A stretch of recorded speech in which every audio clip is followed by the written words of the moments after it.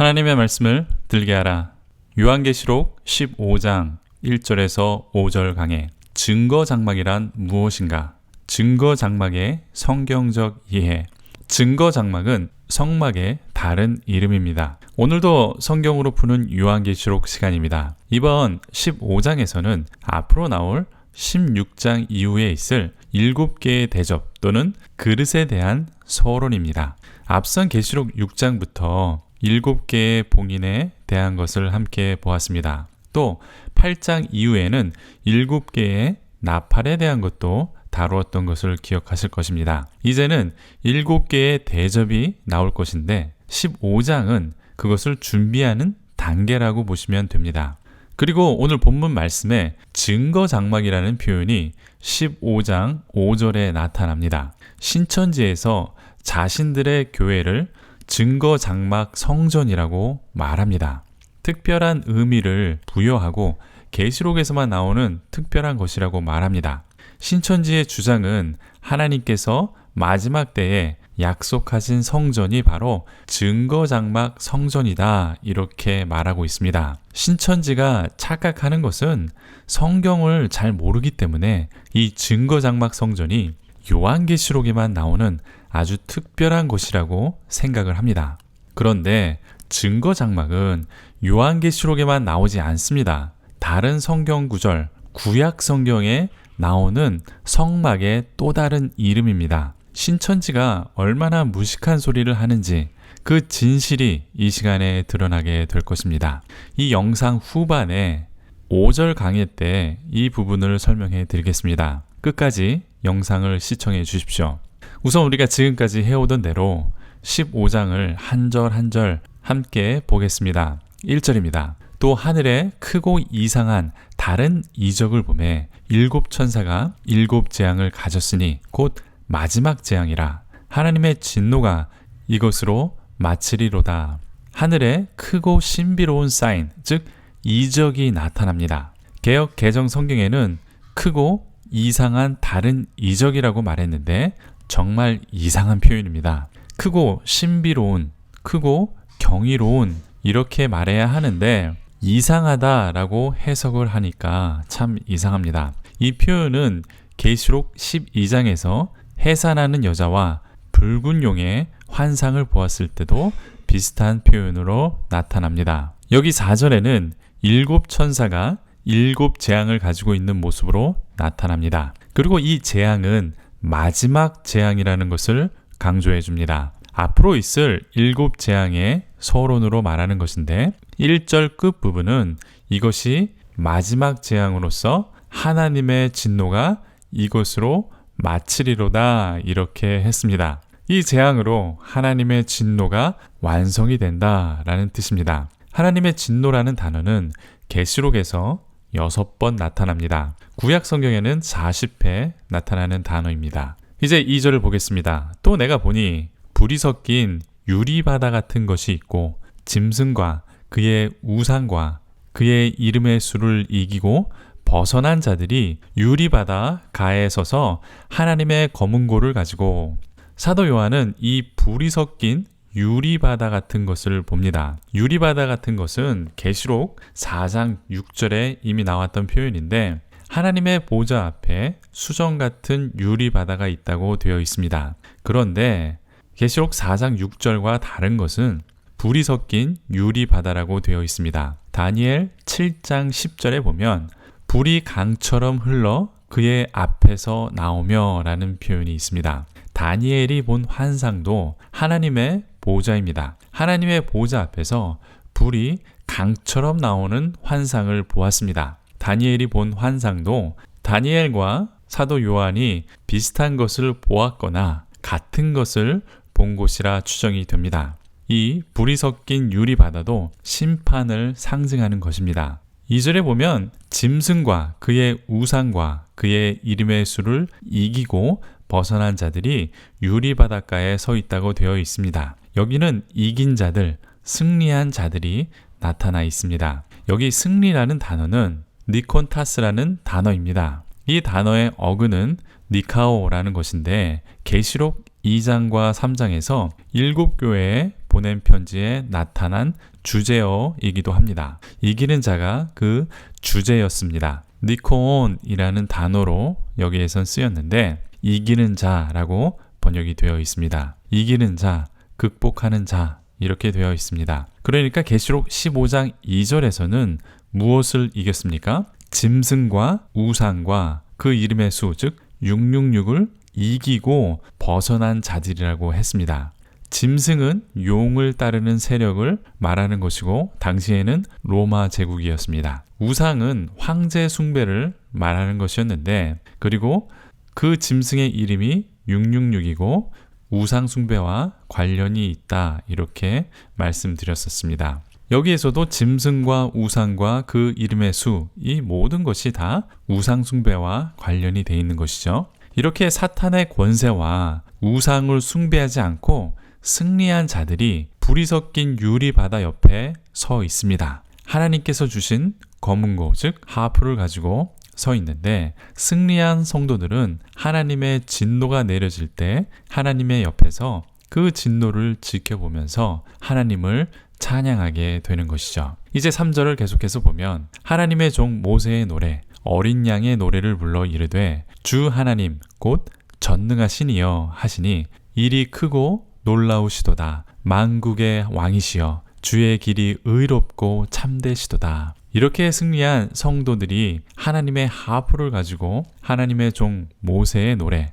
그리고 어린 양의 노래를 부릅니다. 모세의 노래는 구약 성경 출애굽기 15장 1절에서 18절, 신명기 31장 30절에서 32장 43절에 나타납니다. 또 시편 90편이 모세의 노래라고 알려져 있습니다. 이 중에서 출애굽기 15장 1절에서 18절에 모세의 노래가 이집트에서 노예로 있다 승리하고 나온 찬양이기 때문에 사탄의 권세와 우상 숭배에서 이긴 상황과 비슷합니다. 따라서 출애굽기 15장의 모세의 노래와 아주 연관성이 있을 것이다 라고 학자들은 추측하고 있습니다. 반면 어린 양의 노래는 알 수가 없습니다. 어떤 학자들은 3절과 4절에 나타난 찬양이 어린 양의 노래다 이렇게 주장을 합니다.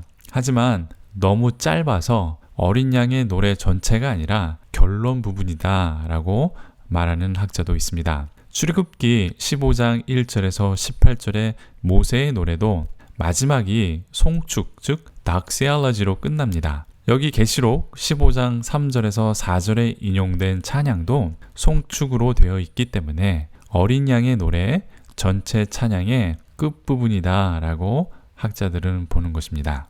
계시록에 나타난 찬양은 우리가 잘 봐야 합니다. 하나님께서 어떤 분이신지 하나님의 존재론이 아주 함축적으로 잘 나타나 있기 때문에 그 찬양을 우리는 눈여겨보아야 합니다. 전능하신 주 하나님, 당신의 하시는 일이 위대하고 경이롭습니다. 이렇게 저는 번역하고 싶은데 크고 놀라우시다 이렇게 번역을 했습니다.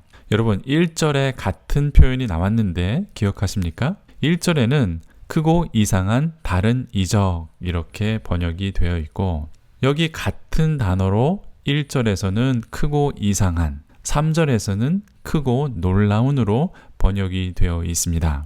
같은 단어인데 왜 이렇게 번역을 했는지 이해가 잘 가지 않는 아주 이상한 번역입니다. 어쨌든 하나님께서는 크고 놀라운 일을 하시는 분이라고 찬양을 합니다. 이 표현은 다니엘 9장 4절에 나타난 표현입니다. 내 하나님 여호와께 기도하며 자복하여 이르기를 크고 두려워할 주 하나님 이렇게 나타납니다. 하나도 똑같지 않죠? 크고 두려워할 주 하나님이라고 되어 있는데 원래 70인역 그러니까 1세기경 유대인이 쓰는 히브리어를 그리스어로 번역한 그 역본에는 크고 놀라운 주 하나님이다 라고 표현이 되어 있습니다. 히브리어는 두려워하다 라는 뜻도 있는데 대부분의 영어 성경에는 awesome God, 경이로운, 경탄할, 놀라운 이라는 뜻으로 해석을 했고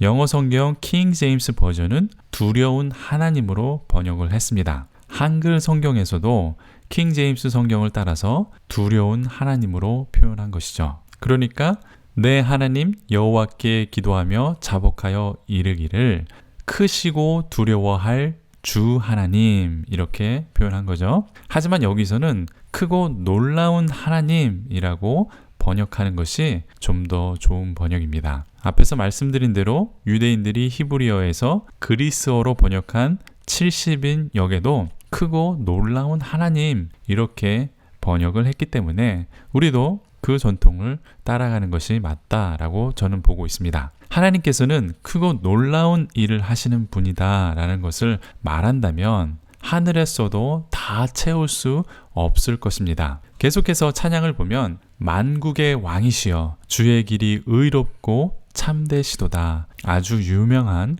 구절이죠. 이 구절로 복음성가도 있습니다. 만국의 왕이라 라는 것은 하나님은 모든 나라의 왕이다 라는 뜻입니다. 당신의 길은 의와 진리의 길입니다, 이런 뜻이죠. 신명기 32장 4절에 모세의 노래에도 나오는 표현입니다. 계속해서 4절을 보겠습니다. 주여 누가 주의 이름을 두려워하지 아니하며 영화롭게 하지 아니하오리까. 오직 주만 거룩하시나이다. 주의 의로우신 일이 나타났음에 만국이 와서 주께 경배하리이다 하더라. 이 구절은 하나님이 어떤 분이신지 우리에게 나타내고 찬양하는 구절입니다. 제가 한번 원문을 매끄럽게 번역해 보겠습니다. 누가 주님을 두려워하지 않고 당신의 이름을 영화롭게 하지 않을 수 있겠습니까? 왜냐하면 오직 당신만이 거룩하시기 때문입니다. 왜냐하면 모든 나라들이 당신 앞에 나와 경배하게 될 것이기 때문입니다. 왜냐하면 당신의 의로운 심판들이 드러나게 되기 때문입니다. 원문에 충실하려고 노력한 번역입니다. 누가 주님을 두려워하지 않고 당신의 이름을 영화롭게 하지 않을 수 있겠습니까? 이 말씀은 예레미야 10장 7절에 나오는 찬양과 매우 비슷한 표현입니다. 또 오직 당신만이 거룩하십니다 라는 표현은 계시록에서 유일하게 여기 15장 4절에만 나타나는 표현입니다. 하나님이 어떤 분이신지 묵상하시기 바랍니다. 성경은 하나님이 이런 분이다 라는 것을 우리들에게 가르쳐 주려고 이 말씀을 기록한 것입니다. 이제 시간상 5절로 넘어가겠습니다. 또 2일 후에 내가 보니 하늘에 증거 장막에 성전이 열리며 라고 되어 있습니다. 하늘에 증거 장막에 성전이라는 표현이 나옵니다.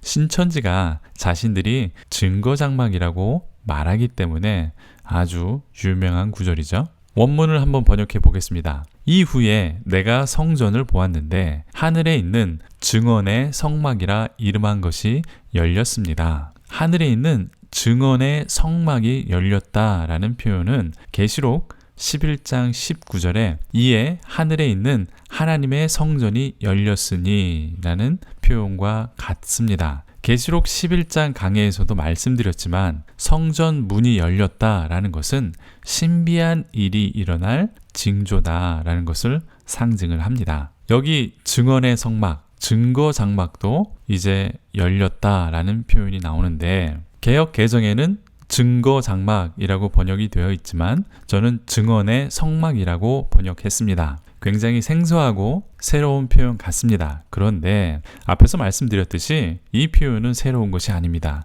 요한계시록에만 나타나는 표현이 아닙니다. 이것은 출애굽 이후에 성막을 가리키는 성막의 또 다른 이름입니다. 민수기 9장 15절에 나타나는데 성막을 세운 날에 구름이 성막 곧 증거의 성막을 덮었고 저녁이 되면 성막 위에 불 모양 같은 것이 나타나서 아침까지 이르렀으되 라고 되어 있습니다. 그러니까 성막을 처음 세운 날부터 불기둥과 구름기둥이 그 위에 머물렀다라는 내용인데 여기에서 성막을 뭐라고 표현했습니까? 증거의 성막이다 라고 말했습니다. 영어로는 The Tent of Testimony라고 되어 있는데 계시록에서도 같은 단어를 썼습니다. Testimony, 증언, 증거 그런 뜻이고 텐트는 천막이란 뜻이죠. 그러니까 하나님의 성막의 다른 이름이 바로 증거의 성막입니다. 그러니까 증거 성막이죠. 히브리어 8장 1절에서 2절에 보면 대제사장이신 예수님께서 하나님의 보좌 오른쪽에 앉아 계십니다. 그 예수님이 무엇을 하고 있는지 2절에 나타나는데 성소와 참 장막에서 섬기는 이시라. 이 장막은 주께서 세우신 것이요 사람이 세운 것이 아니니라. 예수님은 성소와 참 장막에서 섬기시는 분이라고 했습니다. 하늘에 성막이 있고 그 안에 성소가 있는 것입니다. 그러니까 하늘에 있는 성전을 증거의 성막, 즉 증거 장막이라 라고 부르는 것입니다. 성막을 민수기 9장 15절에서 처음부터 성막이 생길 때 증거의 성막, 증언의 성막, 개역 개정의 표현대로는 증거 장막이라고 불렀습니다. 전혀 새롭거나 이상한 말이 아닙니다. 원래 성막이 증거 장막입니다. 그런데 이단들이 새로운 단어인 줄 알고 큰 의미를 부여하고 갖다 썼습니다. 신천지에서는 증거 장막은 계시록의 예언대로 나타난 사건들을 모두 증거하는 곳이다 라고 말하고 그것을 증거 장막 성전이라고 말했습니다. 아주 새롭게 발견한 것처럼 떠들고 자신들의 교리로 가르칩니다. 증거 장막 성전이 새롭게 이 땅에 임하였고 신천지의 성전이 바로 그 증거 장막 성전이다 라고 말하고 있습니다. 하지만 신천지는 증거 장막 성전은 사도 요한이 2000년 전에 아주 새롭게 예언한 것이다 라고 무식하게 말하고 있습니다. 아니 무식해도 이렇게 무식합니까? 이미 4000년 전에 구약 성경 민수기 9장 15절에 성막을 증거 장막이라고 불렀습니다. 새로운 이야기나 신비한 이야기가 아닙니다. 계시록을 성경으로 풀고 이해하지 않으면 이런 무식한 이단들이 되는 것입니다. 히브리서에도 2번이나 8장 2절, 9장 11절에 하늘에 성막이 있다고 되어 있습니다. 새로운 것이 아니죠. 그런데 신천지는 이 증거 장막이 이 땅에 임했고 그 증거 장막이 바로 자신들의 교회라고 말합니다. 성경은 이 증거 장막이 하늘에 있다고 했는데 예수님께서 이 증거 장막에서 섬기고 있다고 했는데 어떻게 이 땅에 내려왔는지 알 수도 없고 왜 이곳에서만 계시록의 예언이 나타나고 증거하는 것인지 말도 되지 않습니다. 성경을 완전히 무시하고 자기 마음대로 해석하는 아주 무지한 해석입니다. 다시 말씀드리지만 성막의 다른 이름은 증거 장막이었습니다. 하늘의 성막에서는 예수님이 섬기고 있습니다. 요한계시록에서는 구약의 전통대로 하늘에 있는 성막을 증거 성막이라고 부른 것 뿐입니다. 시간상 여기서 줄이고 다음 시간에는 6절부터 8절까지 마지막 절까지 다 다루고 15장 요약 강해로 넘어가겠습니다. 제 성경 강해는 성경만 가지고 강해를 하기 때문에 제 강해는 듣는 분들만 듣습니다. 말씀을 사모하고 하나님을 아는 지식을 사모하는 분들이 계속해서 제 강의를 들어주십니다. 너무나 감사합니다. 꾸준히 지켜봐 주십시오. 도움이 되셨습니까? 질문이나 다른 의견이 있으시면 댓글을 달아주십시오. 또 구독과 좋아요를 눌러주시면 제게 큰 힘이 됩니다. 계속해서 하나님의 말씀이 이 세상에 들릴 수 있도록 함께해 주십시오. 또 지인들에게 이 영상을 공유해 주시고 소개해 주십시오. 감사합니다.